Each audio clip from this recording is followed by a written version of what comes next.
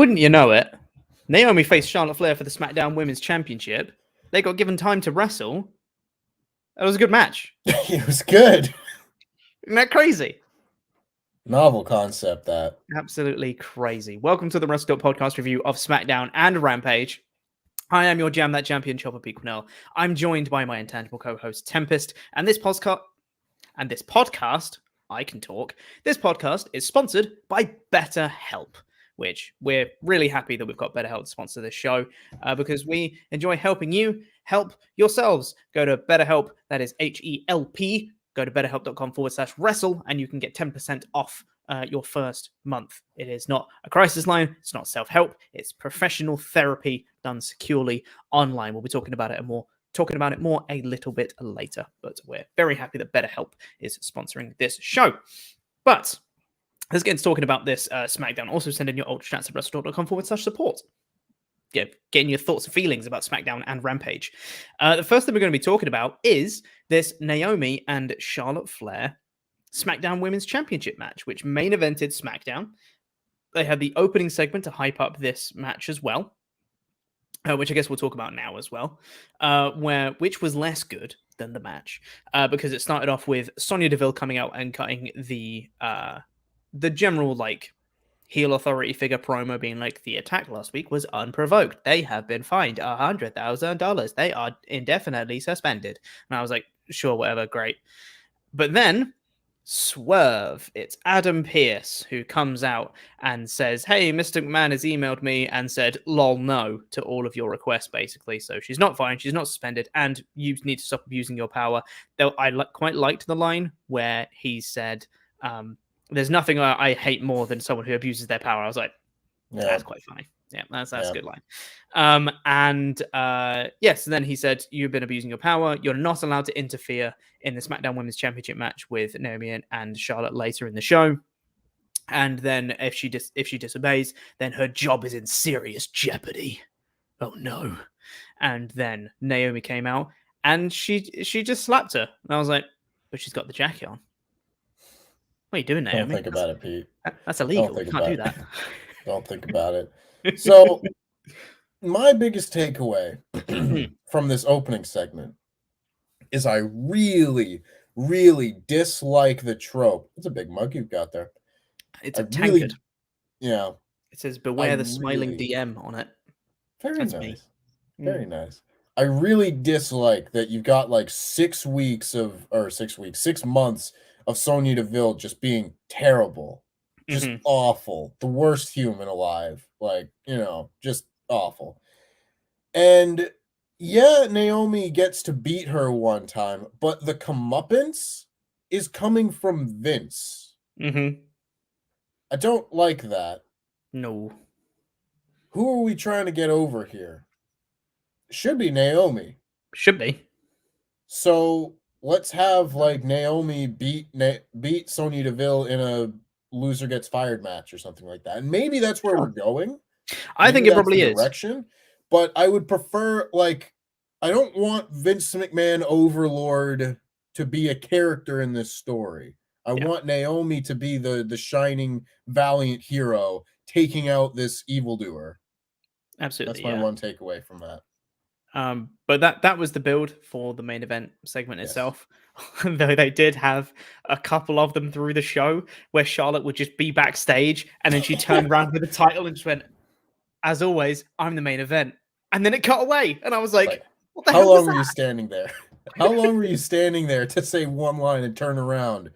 Oh, well, she did it again later where she turned around and just went, I think they probably recorded a bunch of them and were only supposed to put one in, but they accidentally put two in. I don't know. Because she turned around in exactly the same position backstage as well. Just turned around and with the same cadence and delivery, just been like, I'm going to stomp out Naomi's glow.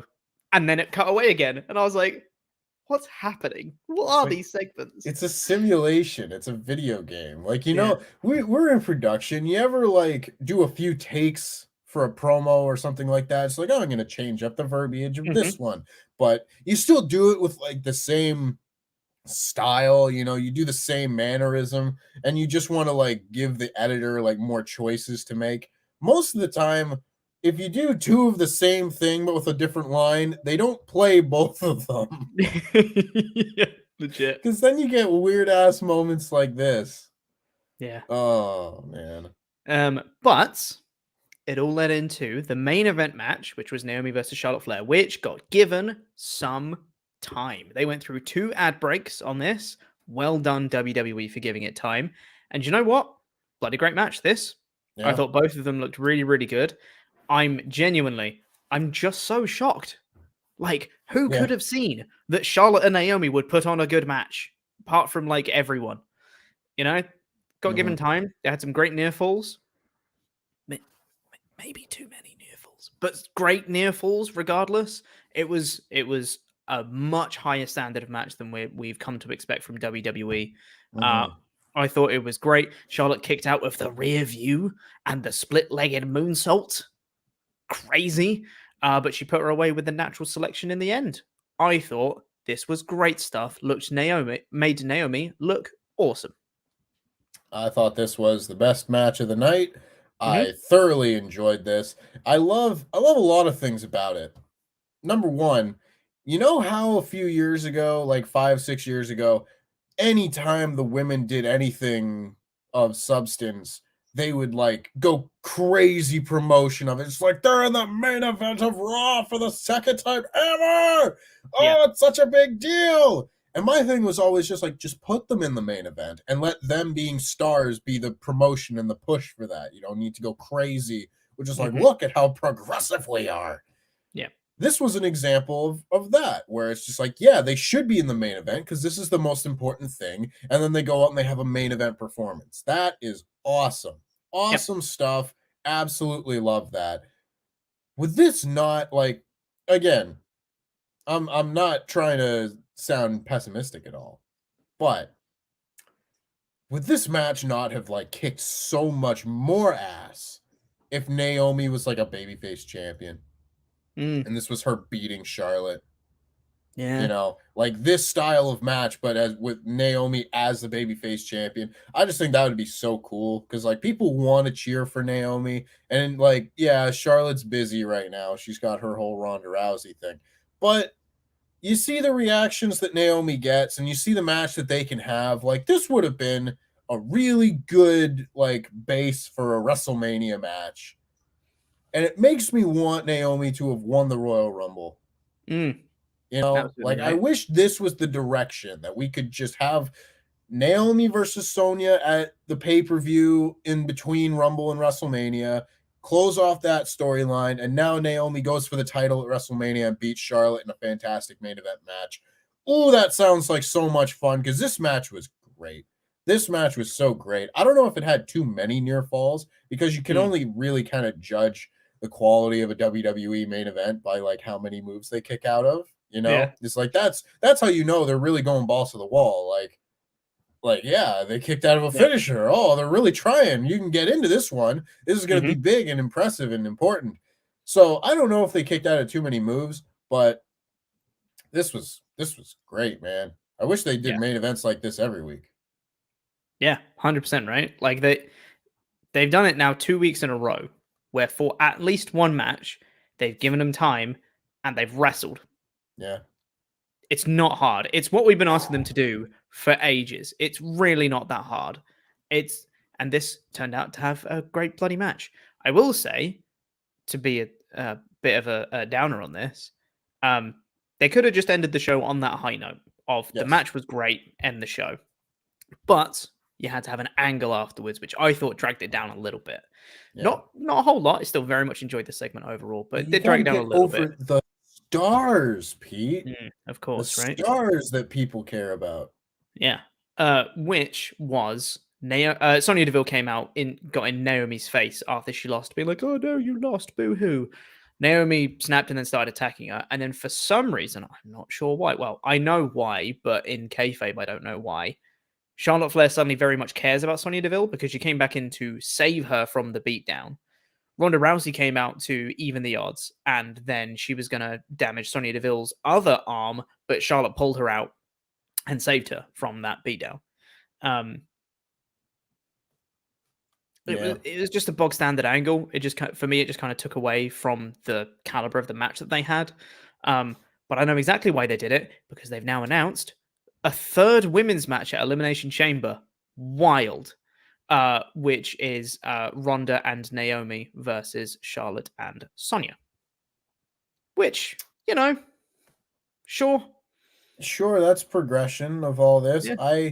Again, the same way that I don't like Overlord Vince McMahon being the one to give Sonya Deville comeuppance, I don't like that Ronda Rousey's the one that's killing Sonya Deville.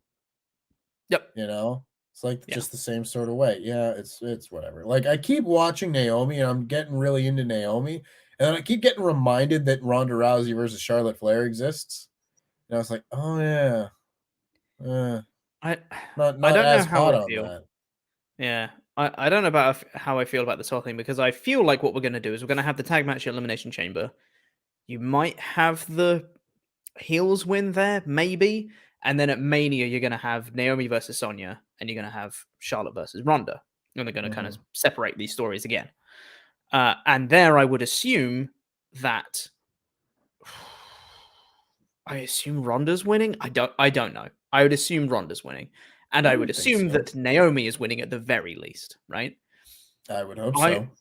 I would then want Naomi to feud with Charlotte afterwards and beat her. I want Naomi to win that feud and get a big win over Charlotte, and then she can be built up to face maybe Ronda, maybe someone else after Ronda's dropped it, but maybe she can be built up to actually win the title at some point. That is what I'd want in the future, because this made Naomi look like a star, feel like a star, and made people want to see her as champion. Yeah, I thought this was maybe Naomi's best match ever. Yeah. I struggled to think of like a match that she's had that was better than this one. It's weird, man. Like, if I had faith that this company was going to like be booked properly, like, yeah, I would have her beat Sonya Deville at WrestleMania and send her on her merry way, and you never see Sonya Deville again until she reappears as a wrestler at some point. Sure. But you do that, and then you build until like SummerSlam or something like that, and that's where Naomi takes the title off of whoever it is, and that's a big like coronation moment. It's been a year of trying to deal with everything from Sonya Deville to whatever. That's how I would book things. Now, I don't believe that that's going to happen. If I had to guess, she's going to beat Sonya Deville at WrestleMania. They're going to go to Backlash and have her be the first challenger, and then she's going to lose. Because that seemed to be what they do these days. They take like the big match you would expect to see on SummerSlam, and they do it on the next pay-per-view, like when they did Seth Rollins and AJ Styles immediately. I was like, build to the big match. But no. That being said, yeah, like, this was great. This match was really, really great, and I don't want to get away from that. I look at this, and I'm like, Naomi should be on top. Naomi's the popular one. Naomi's the one that can have, like, a really good match. Of course, Charlotte can have very good matches as well. There's no denying that. But, like, they've got something with Naomi, and I want them to strike while the iron's hot. Absolutely, yeah. But Tempest, yeah, I feel like we've just been pretty positive about that. I feel like that means we should catch some Pokemon, right? I suppose so. We're continuing the bit, everyone. We're continuing the bit of, if we're positive about WWE, we get to catch some Pokemon. So we're going to catch some Pokemon, all right? Leave us alone. Play the horn, Pete. What? Play the horn. Oh, damn it! Let me do it again. Come on. You're not working with me here. Here we go.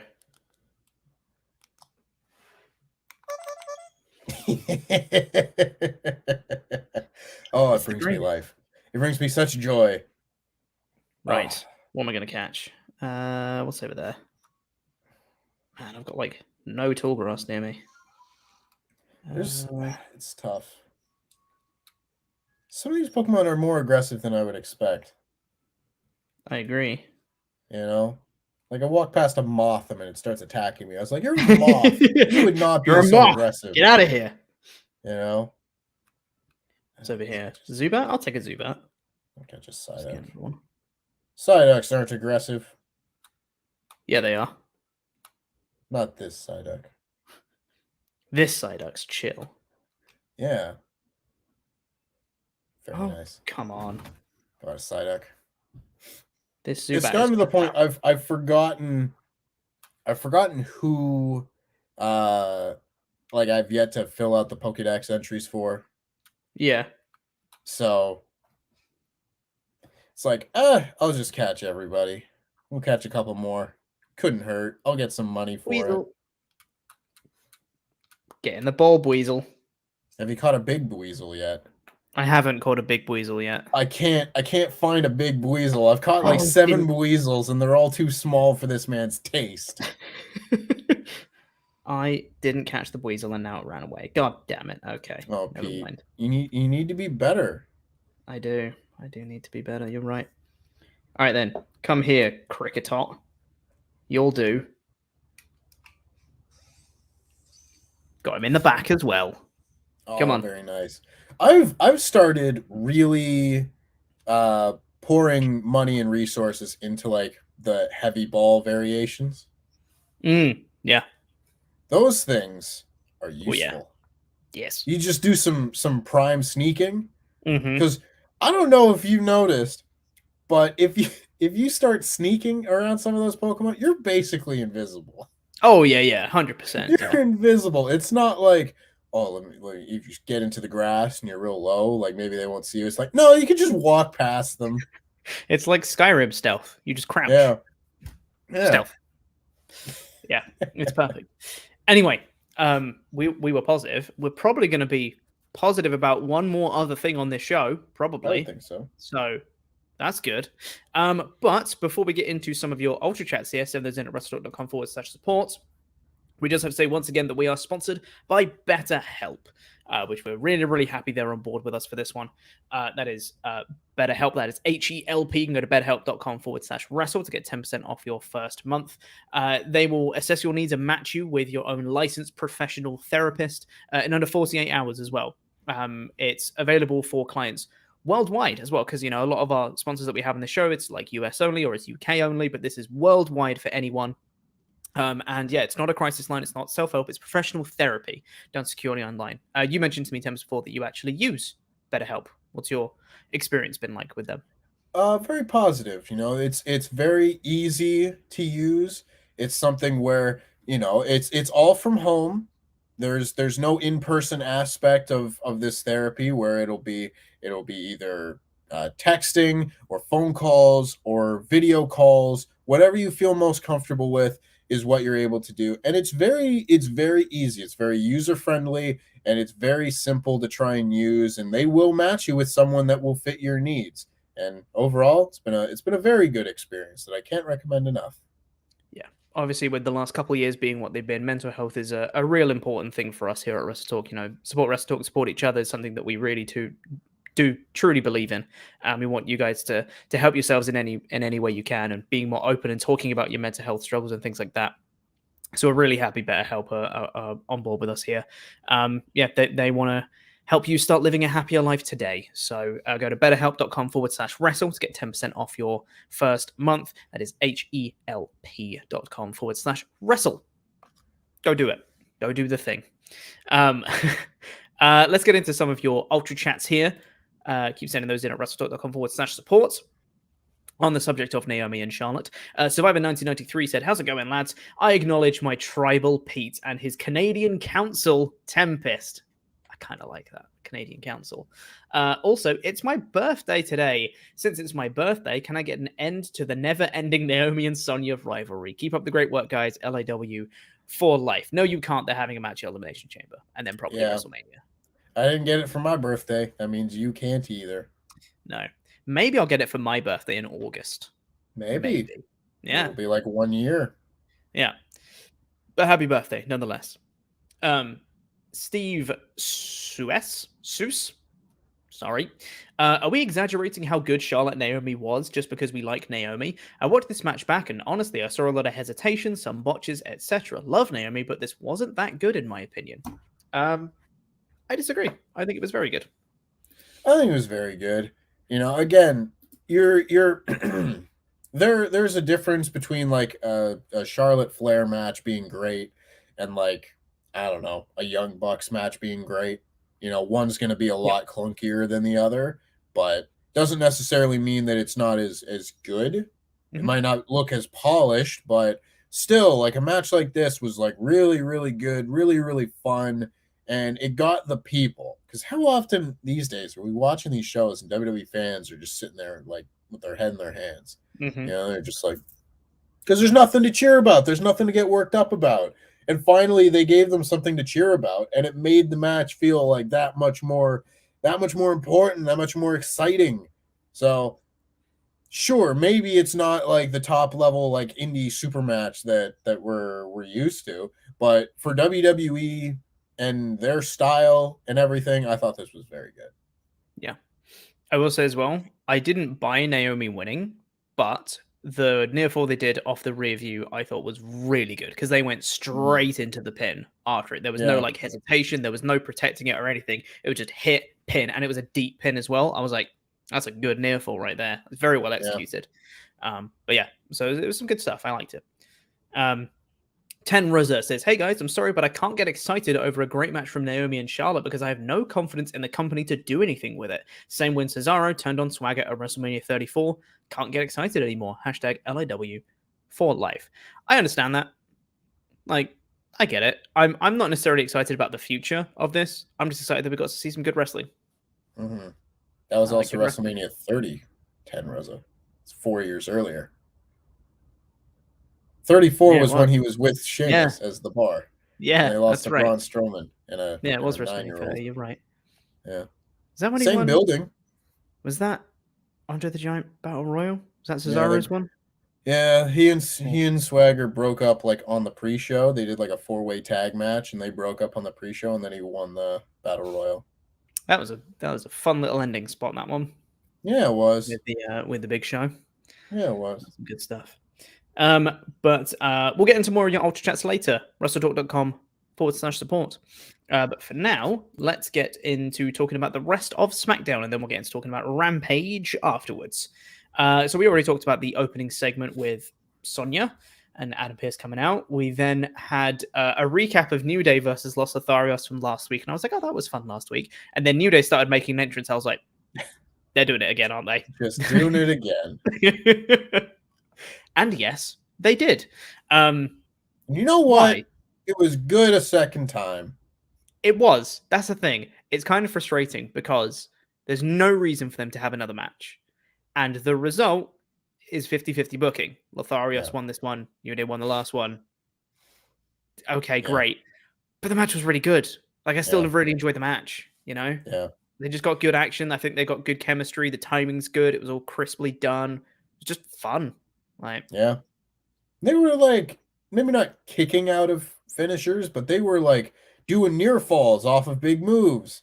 Absolutely. And it felt so much more impressive, so much more exciting than the coma that we're used to starting SmackDown, where it's just like, yeah, you know, here's a 6-minute match and you win with the first finisher. No, they were like going for it. You know, they were hitting the big moves and then having the partner come in and break up the pin. I was like, yeah, I'm really into this match. I can't think about it outside of a vacuum because I will lose my mind. It's like, why are we doing this match after last week and none of it's going to mean anything? And the New Day is made up of 2 WWE champions, and that doesn't matter anymore. If I start to think about it, I'll go nuts. But if I'm just like, oh, good match. Yeah. It makes it easier to get through these shows. Mm-hmm. Absolutely, yeah. Los Lotharios are trying to get over their new nickname, the Lethal Lovers. Sure. All right. How'd you love that very obvious plant during their entrance? What do you mean? That was a fan, Tempest. There was no way that woman was a plant. No way. They introduced the kiss cam, where they went and they kissed a woman on the cheeks. That's not what a kiss cam is. Yeah, I know. But it's the Los Lotharios kiss cam, so it's different, you see. Got nothing on MJF's kiss cam, that's all I'm going to say. No, they do not. Poor Angel Garza. His wife is like pregnant, or fiance is pregnant, or at least he wasn't making out with someone. It's true, but that's what they were having him do, like in NXT, like 2 or 3 years ago. Yeah, you know, it's like, oh yeah, he just got engaged. Start kissing fans. That's your gift. Yeah. Like, how could that go wrong? Yep. But yes, Angel rolled up Kingston for the win after Kingston hit a Trouble in Paradise on Humberto. Just got the roll-up victory. But it was a very good match. Yep. I don't care for the 50-50 booking, but this was fun to watch. This was fun to watch, and that is better than I get most weeks, so I'm giving it a thumbs up. Absolutely, yes. We then had the Viking Raiders try to cut a promo. They got out like 2 words, and then that elimination should. And we didn't see any of them for the rest of the show. That was it. Nope. Brilliant. That is what they were brought to TV to do. Mm-hmm. To get kicked in the face and have their little horn masks get stolen. Yep. That's it. That's their paycheck for the week. Crazy. Roman Reigns then had a sit-down promo with Michael Cole, a sit-down interview backstage. Michael Cole then replayed the bit of Goldberg beating Brock Lesnar from Survivor I was Series there for that. You were. I was like, I keep waiting. Eventually, I'm just going to be like, are they going to show me on TV? Do they have a camera on me that I didn't know about? It's been 6 years ago. They haven't done it yet. Nope, not yet. I was losing my mind. I was making the big faces that they want. You're just not photogenic enough, Tempest. That's what it is. That's why you wear the mask, right? That's why I wear the mask. Yeah. So he was basically saying, like, look, Goldberg's really good. He beat Lesnar like 6 years ago, 5.5 years ago. And Reigns is like, sure, but I'm a completely different person now. I'm the head of the table. He can't beat me. 2 years ago when we were facing at WrestleMania, maybe Goldberg had a chance, but now, no way. I quite like this line where he said, I'm going to Goldberg. I was like, that's cool. I like it. Yeah. I would love him. I would love for him to Goldberg. That'd be amazing. Just beat him in like a minute and a half. Legitimately, this is the last match on Goldberg's contract, right? Just do it. For now, until he signs another one. Yeah. But I just love it. If it's his last match on the contract, he's not re-signed one just yet. Just have Reigns win in like a minute. Yeah. Oh, it would make me so happy. Yeah. I don't disagree. That'd be catharsis for all the times that Goldberg like beating someone we didn't want him to beat, Yeah. Yeah. That'd be good. I also like the line. I forget exactly what it was word for word, but it was something like if I was in WCW, we'd all be winning because WCW would still be in business. Yeah. Ooh, I like that. I like that. Yeah, I don't know that that's true because I don't know that even you could have saved WCW, Roman. Absolutely not. But No. I like the thought process. Yeah. A solid promo segment overall. Mm-hmm. For this next bit, Tempest, we got a recap of Natalya versus Aliyah, and then we got a recap of Natalya versus Aliyah, and then we got a recap of Natalya versus Aliyah, and then we got Natalya versus Aliyah. Yeah. You know what? I didn't need to see it 4 times. And we're gonna see it a 5th time. We're gonna. Again, who's getting over?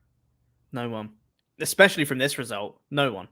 Exactly, right?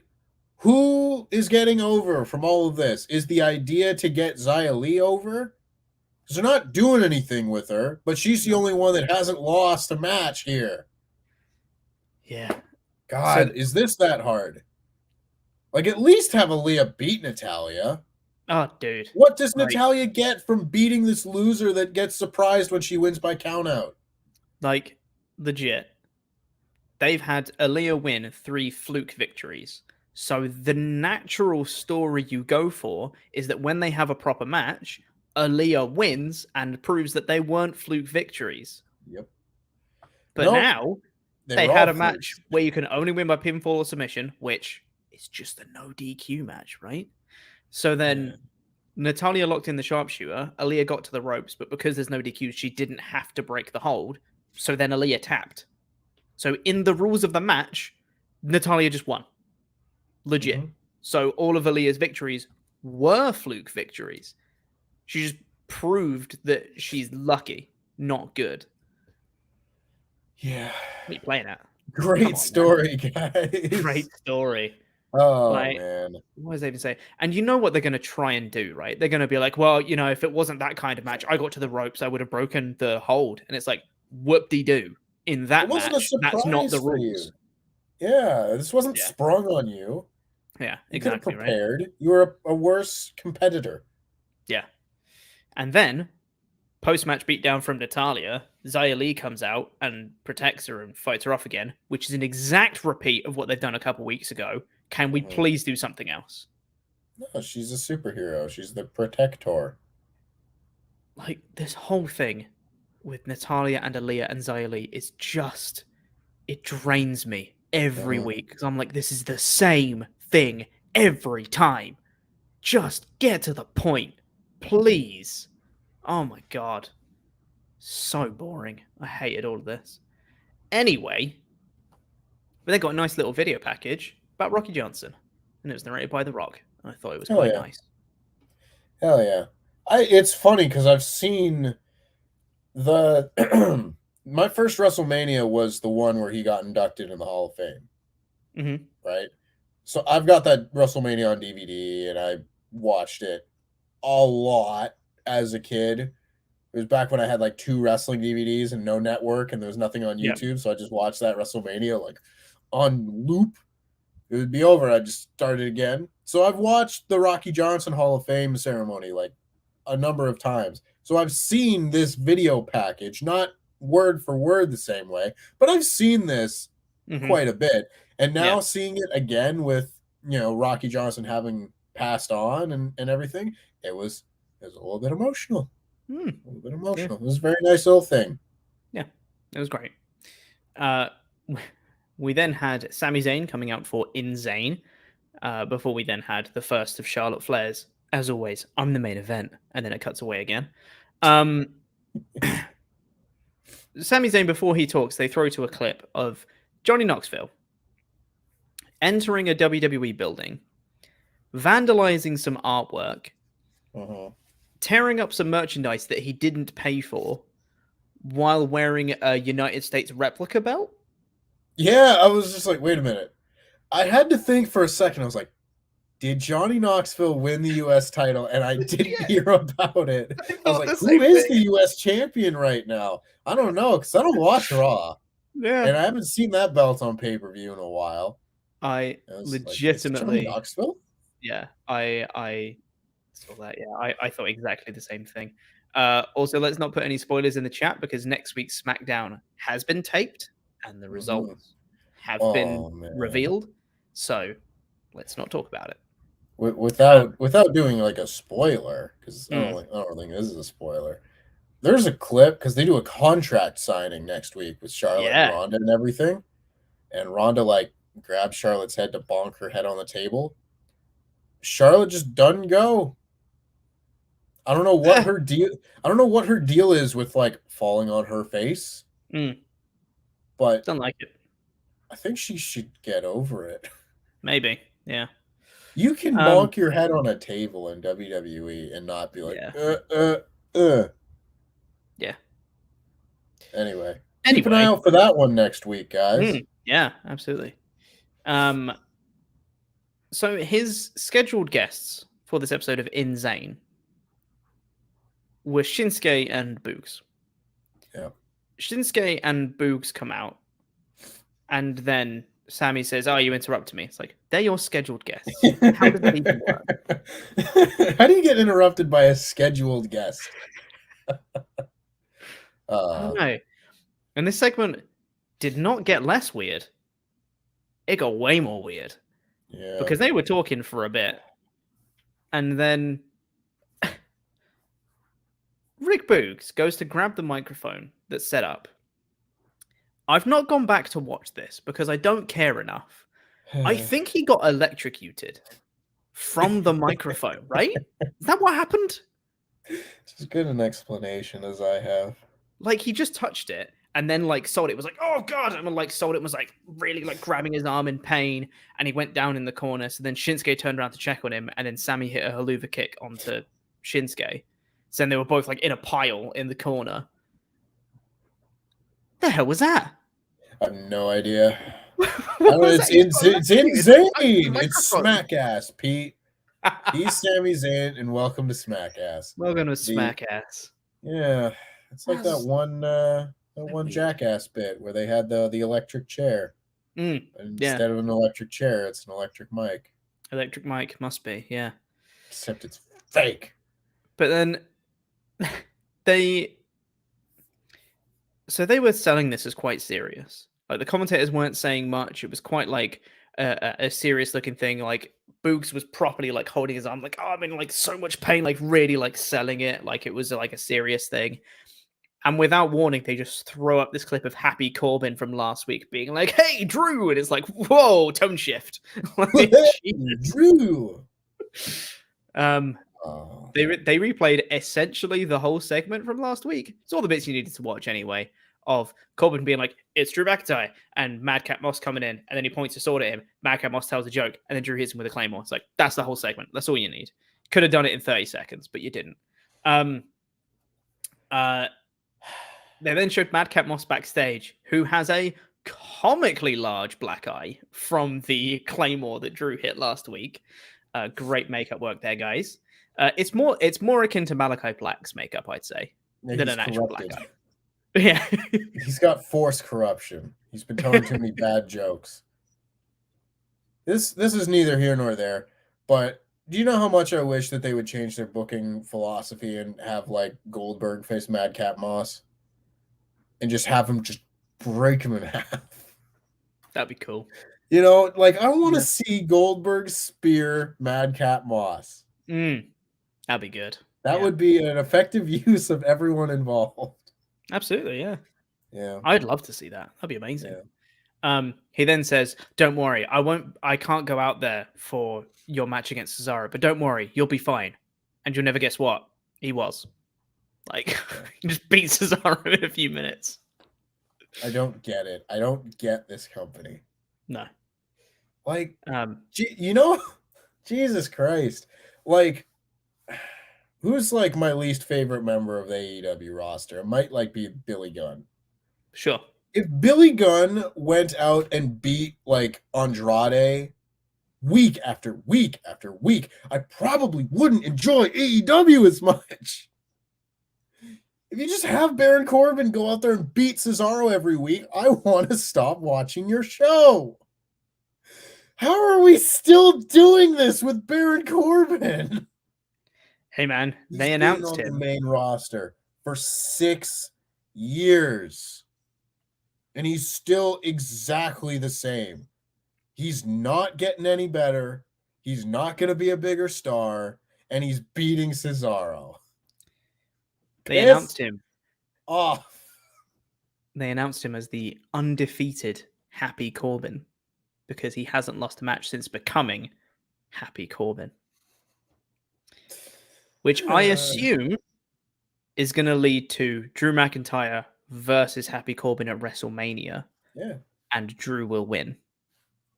I think that's what I pitched last week. I fucking hope he wins anyway. Can you imagine if he doesn't? He doesn't. Imagine he doesn't. Baron Corbin beats Drew McIntyre. Good God. Yeah.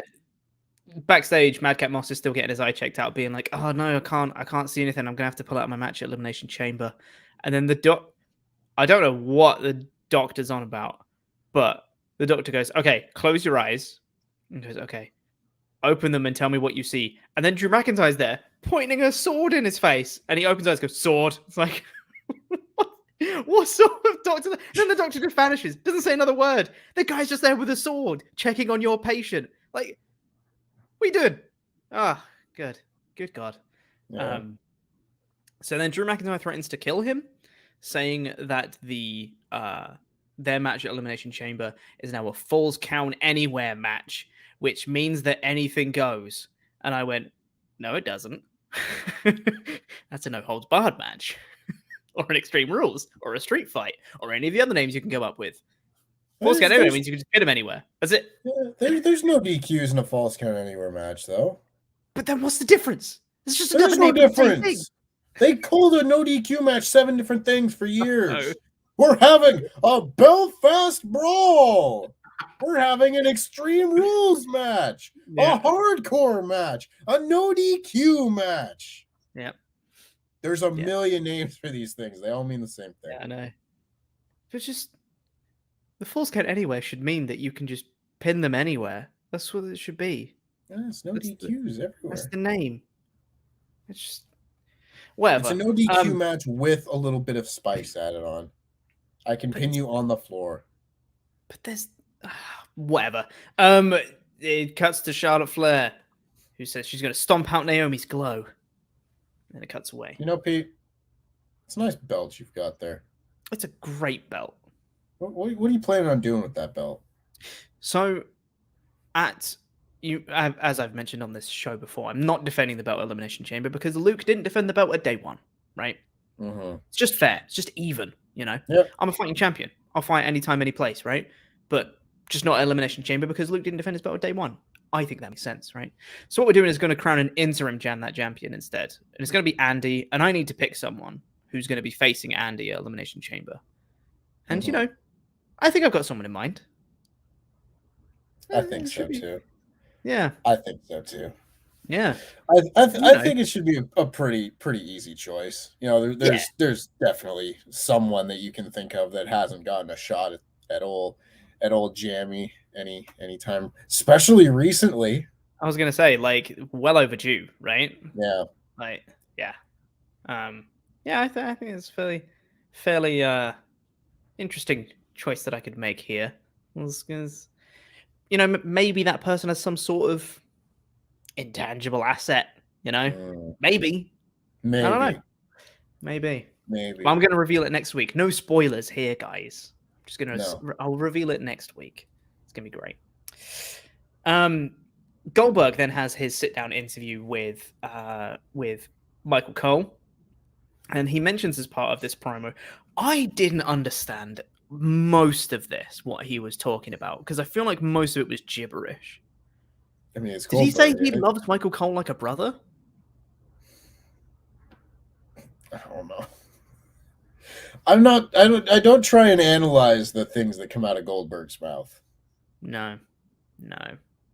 He then said that this match is 2 years, 10 years, 15 years in the making. I'm like, it isn't. It's not, Reigns debuted just over 9 years ago. What were either of you doing 15 years ago? In 2006, when Goldberg was well out of wrestling and Roman Reigns was probably playing high school football or something? He's not that young. Yeah. He was playing college football. Yeah. College football, maybe playing in the CFL. And he saw Roman Reigns playing for the Calgary Stampeders and went, I'm going to kick that guy's ass one day. And it's been building since then. Yeah, in Saudi Arabia. For a big blue belt. We then got a recap of Pearson DeVille in the opening segment. Sheamus was at NASCAR. And then we got the main event, which we've already spoken about. So, you know what? There were some downs on this show. There was some stuff that didn't make any sense. There was some stuff that was bad. But they had some good wrestling somewhere on the show. So, better than normal. I give this a 3 out of 5. Yeah. Honestly, like, if you get a really good main event, a really good opening match, like, the stuff in the middle I could definitely do without, but that's a lot better than I'm used to getting. I think 3 out of 5 is certainly apt for this. And according to the SmackDown, have more good main events. The community tab poll agreed with that rating, giving it 52% of people voting for a 3 out of 5, 19% for both 2 and 1 out of 5, and then 5 and 6 for 5 and 4 out of 5, respectively. I think that's fair. This wasn't a 1 out of 5 show. We've seen 1 out of 5 shows. Nothing with this main event can be a 1 out of 5.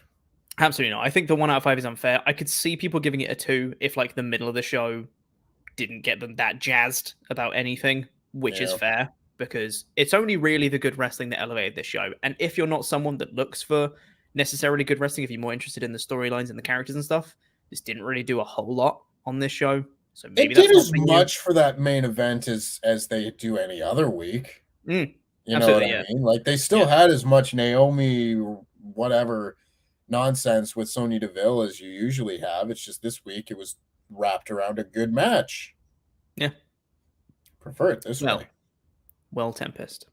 I believe it's time we should start talking about Rampage. Oh, yeah. We got a Rampage one with the BetterHelp logo. We love it. Yeah. This show started off very quickly Please, WWE, take notes. Started off with Roppongi Vice and Young Bucks already in the ring. Come on. New Japan. It's not that hard. They started off with a match, and it was fun. Yeah. I don't have too much else to add. This was a really fun match. The Young Bucks won with the BT trigger. It was a New Japan match. Like I said in my edited review, you know, they were working a lot faster than they normally do, even for the Young Bucks standards. Where I was watching this and just like, you know, the Young Bucks, they've got their things and their style is very flippy and everything for sure. But they were working like a junior heavyweight style here where things were a lot faster. You know, they were just blitzing these ropes, just going. They were doing all the crazy, you know, lock hands and then go down, flip you up onto the top rope, do a moonsault. You know, this felt like a match that could have taken place in the Tokyo Dome against these two teams like we got at Wrestle Kingdom 11. Great stuff, you know? And this was a match that we were supposed to get like, you know, whatever it was 3 weeks ago, and we didn't because of COVID. And now we're getting it, and it was really fun. It was really fun. Absolutely, what you want from a match like this. Yeah, a barrel of laughs, a good fun time, and then afterwards, Jay White came out, hit the Blade Runner onto Trent. Jay White's on Rampage next week. Jay White wrestling on Rampage. Let's go! Yay! That makes me happy. That's a big old excited boy. I'm really excited to see Jay White in AEW. Same, man. And Rampage is starting, I think, an hour earlier than SmackDown next week. Nice. Keep that time slot all the time, please. Yeah, I would greatly prefer that. It would get me to sleep an hour earlier. But man, they're leaning into some New Japan content here, and I'm just like, love it. It's like, you know how we talked about whenever they do Shield. No, that was with my friend. Never mind. I was having a discussion with my friend where he's just like, man, anytime they go back and do Shield related stuff, it was because we were watching Seth Rollins and Roman Reigns from the Royal Rumble, right? It's like anytime you do Shield related stuff where that's the focus of the story, I'm just into it. I love that faction, and I just, you know, gets my blood going. That's how I feel about the Bullet Club. That's how I feel like when I see Adam Cole and Jay White and the Young Bucks, and they're all doing their little interactions. I'm just like, yeah. Take me back to when Bullet Club was the only thing that I cared about in wrestling. I'm really looking forward to it. But the point that I wanted to make very quickly is look at how great these shows are when the Young Bucks wrestle. You know, they lost the tag titles because to me, the AEW World Tag Team Championship right now is kind of like the new NWA tag titles, where it's like you are the best tag team in the business. And this is your run. You're the one that gets to go and defend against all the other tag teams. You get to put on the good matches and carry the shows, and that's your run, you know? And the Young Bucks had a really long run, and it was really good. We got lots of matches on TV against them, like them against Top Flight and the Acclaimed, you know, Pac and Phoenix, every tag team you can think of. But now that they've lost the titles, they're taking time off. They're not wrestling as frequently, especially not in just specific tag team matches, but they're so good. They're so good. They're like the best tag team. And when you have them on TV in just a tag team match like this to open the show, makes the show so much better. Yeah. And after that, I was going to make a point, and then my brain just stopped working for a bit. After that, we then got confirmation it's going to be Dante Martin versus Powerhouse Hobbs for the Face of the Revolution qualifier next Friday on Rampage. I could see that going either way. I could see that going either way. I think that Dante Martin's going to win because I think Wardlow is also going to qualify, which then would be 3 big lads if you had Powerhouse Hobbs qualifying. So I feel like you want kind of like a size variation in there.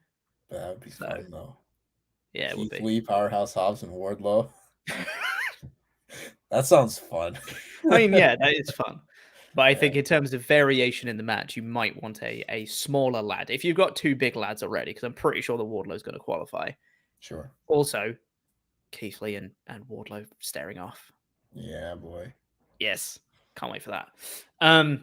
We then got a Bryan Danielson promo backstage which I thought was really good because he said that, Moxley's appearance with Punk, it was just a one-night stand. It's not like he's not turning his back on him. Don't worry about it. He's got it under control. Matt Sydal came in with Lee Moriarty being like, hey, I got issue with you. And I was like, wait, why does he have issue with him? And then he said, like, they actually explained it. He was like, you said that he should, you're saying that my tutelage isn't good enough for Lee Moriarty and that you want him under your wing. And Bryan Danielson was like, hey, man, there's no disrespect. I completely appreciate you. I've got a massive amount of respect for you. You're a great wrestler. But I can teach him something that you can't. Violence. And I was like, I believe you. And then Lee Moriarty kind of stepped in. He was like, you got to stop talking about me like I'm not here. I'm right here and I can show you violence. Bryan Danielson was like, that's exactly what I wanted to hear. I'll see you on Dynamite. I was like, we're getting Bryan Danielson against Lee Moriarty. Woo! Yeah, let's go. Good stuff, this man. Roster excites me so much. I was thinking about it recently because you get matches like this, just like they could just pull them out of their hat and just be like, boom, here's a match that I'm really looking forward to. They can do it multiple times a show, every show, for years. There's so many match combinations. Yeah, dude. Like, think of every single person that AEW has brought in over like the last year. Kenny Omega hasn't wrestled any of them. Kenny Omega versus Malachi, Kenny Omega versus Andrade, Kenny Omega against Lee Moriarty, against Bobby Fish, against Kyle O'Reilly, against Adam Cole, against everyone. CM Punk. Kenny Omega hasn't wrestled Darby Allin yet. Yeah. Like, there are so many match combinations from everywhere where this company they don't have to burn through matches quickly. Ooh, so exciting. I don't know if you listened to the Dynamite podcast from this week that me and Luke did. We freaked out a little bit thinking about the possibilities of Keith Lee wrestling different people because I did not consider the possibilities. And then I thought about Omega and I was like, oh my God! Yeah. Keith Lee versus Omega! I want that so bad! God, yes. So exciting. This company's great. Danielson versus Moriarty on Wednesday. Awesome. We then had Britt Baker versus Robin Renegade. And this was a fun little match. No, it wasn't. There was no ass licking. False advertising. Yeah, it was good. Do you want to provide some context for that? No, no, I don't. Her twin sister, Charlotte Renegade, tweeted a typo. Yes. And said, I can't wait to watch my twin sister lick some ass this Friday or something like that. And to her credit, it's probably the most interaction one of her tweets has ever gotten. So she just left it up. Oh, yeah, absolutely. It's a smart play. Yeah, absolutely. It was great. But I thought this was a fun little match and something that I really liked in this one, which is a point that I wanted to make a broader point about AEW as a whole, is that I feel like the difference between their main event level talent and their top stars and the bottom rung of their talent, like in kayfabe, I should say, not in terms of actual talent of wrestling, but between their main event talent and their bottom rung of talent, isn't that great. But they have loads of people in that gap. Sure. Whereas in a company like WWE, the gulf between their main event talent and their jobbers is gigantic, but they don't have as many people in between. Right. So like the way for someone to progress through the rungs in WWE is much, much more difficult than it is for AEW, where you can build someone organically because they don't have that much distance to travel before they become a bigger star. And you have certain like tiers of talent and stuff like that, but all of them, I think, can interact fairly evenly, which is why I think it's so good. I know some people don't like it, which is why it's so good when you have a squash match, the other person, more often than not, actually gets some offense in. I think that's a really important element to show that even the best wrestlers in your company are not invincible. They can still make mistakes. People can still capitalize on certain things. People have certain weaknesses. And I think that's a really important distinction to make, because even your world champion, Britt Baker, can still have a solid competitive match against Robin Renegade and doesn't look worse off for it. And I think that's a really important detail in AEW and what helps their success. Obviously, there's a million facets as to why they're successful, but I think this is another strong part of it, that their entire roster feels organic. And, you know, we've mentioned multiple times about how loads of stories cross over, and it feels like it's a living, breathing universe where people can cross over and cross into multiple stories and interact with each other, and it feels natural. I think this is another part of it, in that it doesn't feel like you're in a separate tier of talent where you've got a guy like Lee Moriarty facing Bryan Danielson. You don't just go like, what's he thinking, jobber? Like, you're thinking like, oh, cool, no, that's going to be a really fun match. I'm really curious to see what, you know, the young rookie can do against Bryan Danielson. Not that, oh, I need Danielson to beat him in 3 seconds. Otherwise Danielson's going to look rubbish, you know? Right. I just like this roster, man. It's real good. I do too. I do too. I had a point that I wanted to make, and then I lost it. We're hot tagging our terrible memories today. Oh well, maybe it'll come back to me. But I agree with your point. Is the main gist of what I was going to say. Yeah. But there was no Jamie Hayter, no Mercedes Martinez at the start of this match. Baker eventually won with the stump at the end, which was good fun. But she goes for the lockjaw afterwards. Thunder Rosa runs down, starts getting physical with Britt Baker. We're heading in that direction. It's going to be a revolution. Can't wait. And then Jamie Hayter and Mercedes Martinez come down, and they both like try to beat up Thunder Rosa, and they're trying to like get the one up as to who's actually going to beat her up. And they start getting into it with each other. Britt Baker's like, hey guys, don't fight. We love each other. We're all great. So it looks like we're going to be getting into a Hayter Martinez thing probably soon as well. So yep, thumbs up for that too. All thumbs up. I want to see all of these matches. Yes, I agree. Yeah. You know what else I want to see? Tempest.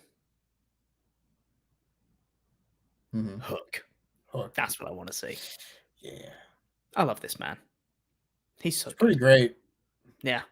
He's just such. I'm not gonna harp on about Hook. I've said my point so many weeks now. Every week he's wrestled, I keep talking about how much I love this man. He's so good, and he's got such a presence. He came out, did another squash here, was great. I loved the bit where they got a bit of offense, and he went for the springboard crossbody out the corner, and he just stepped back. So he just face planted on the mat.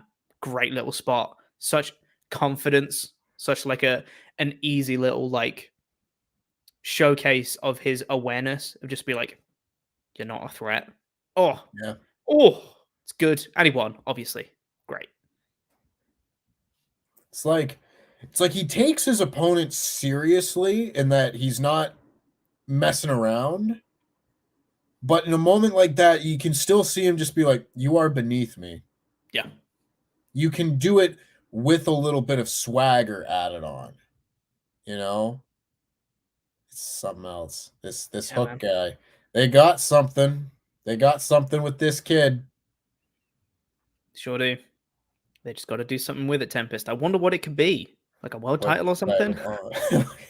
See, this is also the problem with this. Because I don't think I can just say, oh, put the title on Hook without going into my 15-minute preamble about why this is a good idea. Because if I just say, oh, put the title on Hook, I sound like a mark that's just like, oh, Hook's so good. I want to see it with the title. It's like, no, there's a very like rational reason for why this might work, and that you need to really try and orchestrate it so that it works.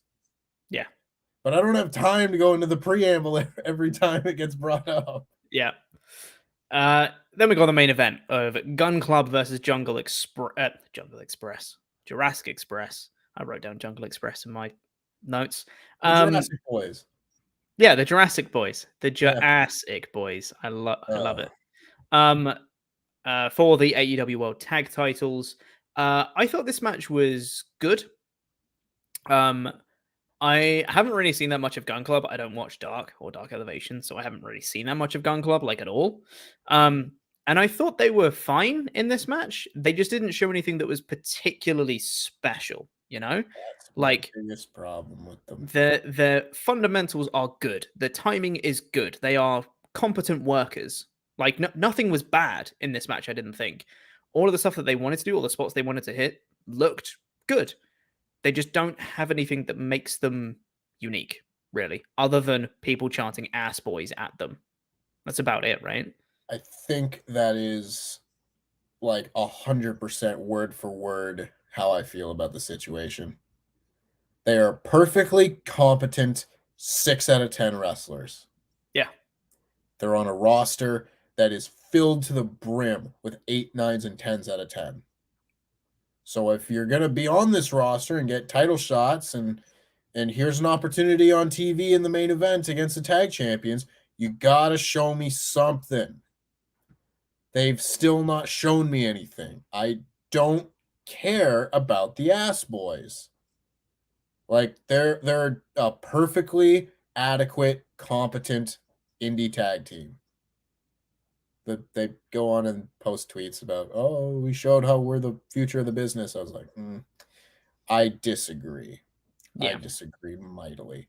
But yeah, it's like this match was fine. It was good. It was all right. You know, it was like a solid main event match. They played their part well, but I felt like this match, Jurassic Express could have been facing anybody, any heel team, any pair of heel guys. The only thing that's different about them is people chant Ass Boys at them.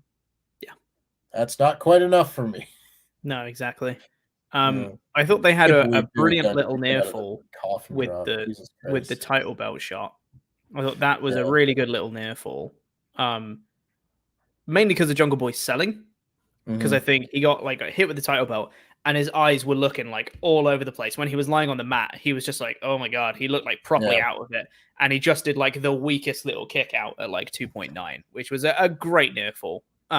Really good stuff. But I mean, I didn't particularly buy it, but it was good nonetheless. Kind of in the same way that the Naomi Charlotte one was a great near fall, but I didn't really buy it. Right. Jungle Boy then won with the kill switch in the end. I know you call it the unprettier, you mark. Yeah. It's still the unprettier. I don't care. It's been 15 years for me. I don't care. It's been more than that. He's been calling it the kill switch since like 2009. Yeah. It's crazy. Yeah, he won with the kill switch. It was nice. I just put in my notes. Bit of fun. Yeah. Good match. Solid. You know? I cannot wait for Jungle Boy versus Christian Cage. We haven't gotten as much Christian Cage love since he lost to Kenny Omega at All Out. Imagine Christian Cage facing all these new people that's come in. Oh boy, that makes me so excited. Yeah, man. I want Christian Cage versus Bryan Danielson. I want Christian Cage against everyone on this roster. And I want Christian Cage against Jungle Boy. Yes, very much so. I want that one the most. Yeah. That would be great. Very looking forward to it. My overall thoughts on this show was it was a solid episode of AEW wrestling. That's All Elite Wrestling. Yes. Yep. DC Comics. Yeah. Yeah. 4 out of 5. Good show. 4 out of 5 show. Good time. Watch the opening match. Watch Hook. It's probably about it, but yeah, it was good. I liked it. Christian Cage versus Hook. Only if Hook kills him. Yeah, Hook could beat Christian Cage. I think it. That could be, yeah. Mm-hmm. I'd like it a lot.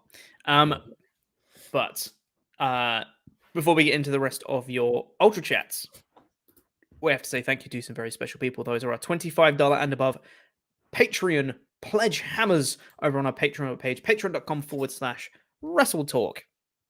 A load of extra bonus content and awesome stuff up there. Mailbag's going up next week. WrestleTalk Extra's going up next week, where Ollie and Luke will be reviewing No Way Out 2009. We've got Fan Quiz on Mania next week. We've got WrestleTalk After Dark the week after that. Loads of content coming soon.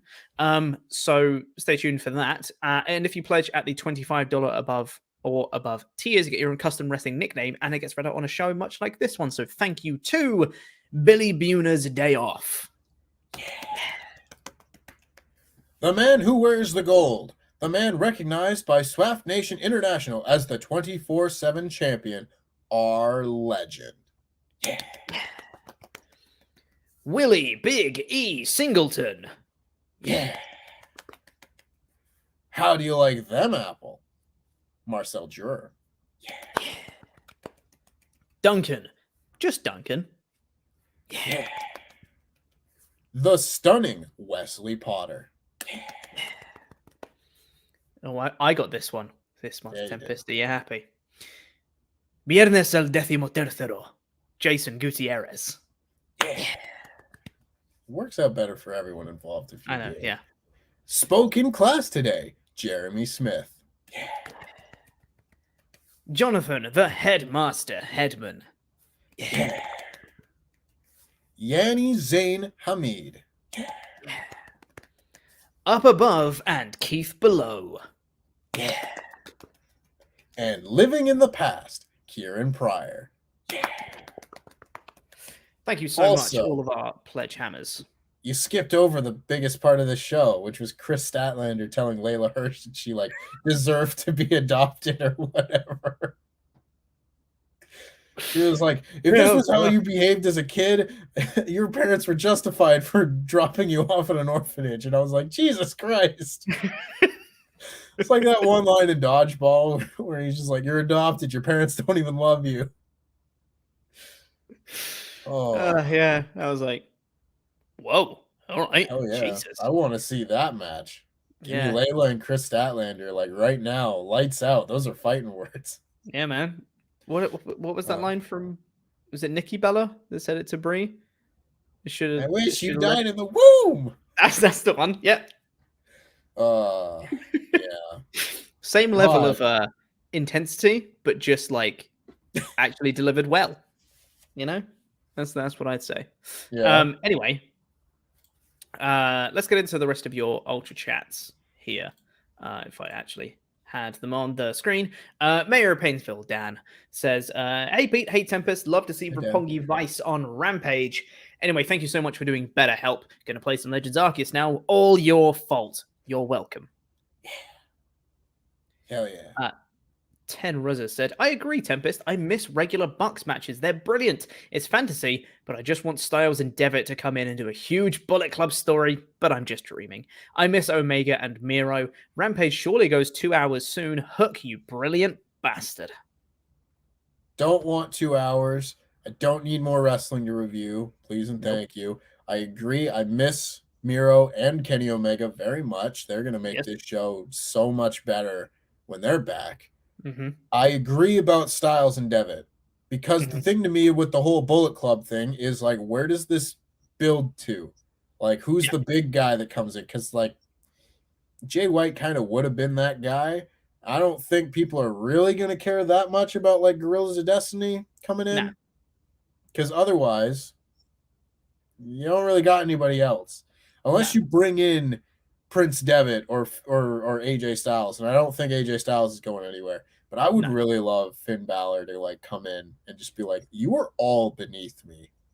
I started this. I'm the one that started all of this. I'm the first leader." And just be like, because you might not think Finn Balor, Kenny Omega, AJ Styles, whatever. Him be like, "No, it's me. I am Bullet Club," and just be like, Prince Devitt.